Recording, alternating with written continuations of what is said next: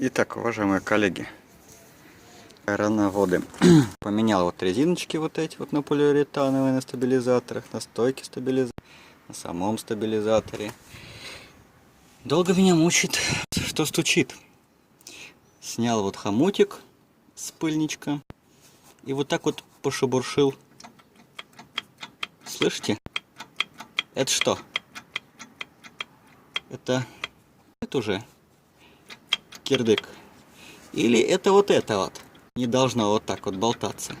Это подшипнику кирдык. Не подшипнику. О, гля, вынулся. Вот это прикол. Вот это прикол. Ладно, сейчас попробуем. А если воткнуть? Не, ну вот так вот все равно. Ого, до конца. И все равно. Может там шлицов уже не... Не, вот так же не крутится жить. Значит шлиц целый, правильно?